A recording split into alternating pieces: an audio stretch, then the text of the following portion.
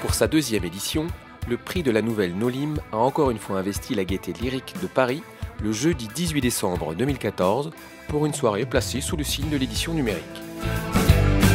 Une centaine d'invités étaient présents, dont les 10 finalistes, unanimes quant à la qualité de ce concours.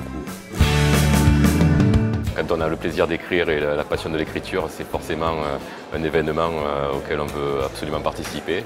Une super chance aux nouveaux auteurs. Une excellente opportunité pour tous les écrivains amateurs. Ça permet d'avoir sa chance. C'est une très bonne initiative, je trouve. Avoir un jugement de professionnel sur son style d'écriture, c'est très intéressant. Parmi les invités, on comptait aussi Maud Lecoq, la gagnante de la première édition, dont le livre « Les nouvelles du bord de la falaise » est sorti en octobre 2014. En me remettant le prix l'année dernière, vous m'avez donné votre confiance. En mettant toute mon énergie pour ne pas vous décevoir, j'ai gagné un second prix, et peut-être encore plus précieux, qui est la confiance en moi et la confiance en l'avenir. Il ne me reste plus qu'à vous écrire beaucoup d'autres histoires de fous, de folles, de zinzin.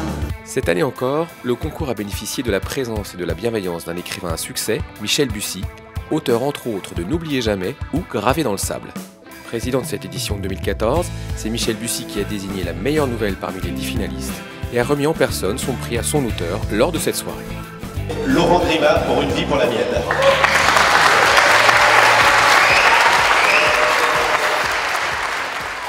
Parmi toutes les nouvelles, j'espère avoir détecté celle qui pour moi était capable, en une nouvelle, qu'un exercice très très court, d'à la fois tenir un début, une fin, une action, des rebondissements, une tension, un début d'histoire d'amour, une histoire, une trajectoire des personnages. Enfin, il y avait beaucoup de choses qui me semblaient pouvoir faire un roman. Alors pas forcément à partir de la nouvelle, mais globalement, il y avait beaucoup d'ingrédients, peut-être un petit peu plus que dans les autres nouvelles. Je ne réalise pas encore vraiment. Ce moment-là, je l'ai rêvé à peu près 300 000 fois entre début octobre et maintenant. C'est donc Laurent Grima, l'un des finalistes de la première édition, qui a remporté le titre cette année et s'est vu remettre le contrat d'édition qui lui permettra de publier son premier ouvrage dans la maison d'édition partenaire de l'opération. Une fois la tâche accomplie, le futur écrivain pourra compter sur le soutien de l'enseigne Carrefour. Nous allons tenir le même engagement que nous avons tenu pour Maud, donc c'est-à-dire une visibilité dans nos 220 hypermarchés qui ont extrêmement bien joué le jeu l'année dernière et qui sont impatients de le jouer cette année.